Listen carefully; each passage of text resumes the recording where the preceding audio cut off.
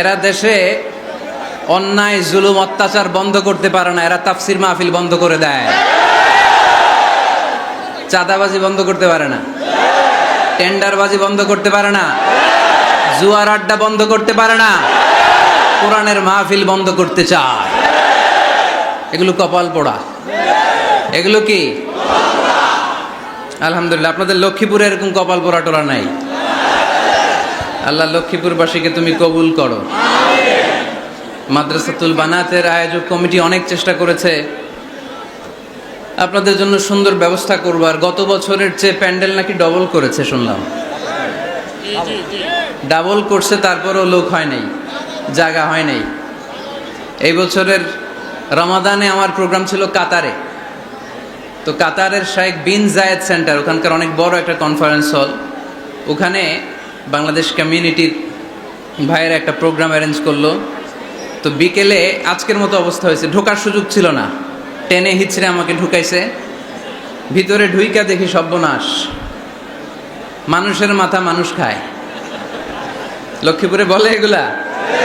হ্যাঁ, মানুষের মাথা মানুষ খায়। তো এত মানুষ, ধারণ ক্ষমতার চেয়ে 5 গুণ বেশি মানুষ, আর 10,000 লোক তাদের গাড়ি নিয়ে এসে দে রিটার্ন ব্যাক, আবার ফিরে চলে গেছে। তো এগুলো ভালো sign, it's a good sign for the victory of কোরআন।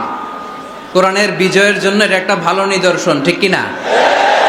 এই কোরআনের আওয়াজকে, এই বিজয়কে কোনো অপশক্তি ঠেকিয়ে রাখতে পারবে না, চিল্লায় বলেন ঠিক কিনা?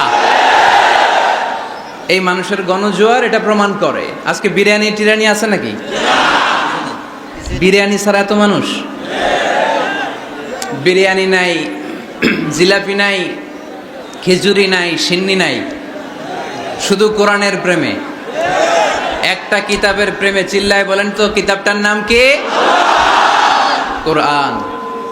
তো বাংলাদেশে যারা এই কোরআনের বিরোধিতা করে তাদের খেয়াল করা উচিত, they should understand the pulse of the citizen. জনগণের পালস বোঝা উচিত, যে জনগণ কি চায়, জনগণ কোনটাকে পছন্দ করে, জনগণ কোন দিকে ঝুঁকছে, এটা খেয়াল রাখার দরকার আছে না নাই? আজকের এই লক্ষ্মীপুরের বিশাল মহাসমাবেশ প্রমাণ করে কোরআনের এই ভিক্টরিকে, এই বিজয়কে কেউ থামাতে পারবে না। আমরা কোরআনের সাথে থাকতে চাই, আমরা কোরআনকে বন্ধু বানাতে চাই।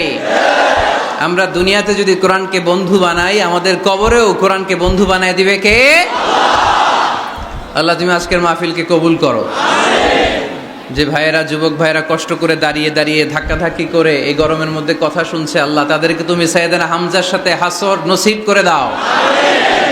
যে সমস্ত বোনেরা বিভিন্ন জায়গায় গাদাগাদি করে একসাথে বসে আজকের তাফসির মাহফিল শুনছে, তাদেরকেও তুমি ইসলামের জন্য কবুল করো।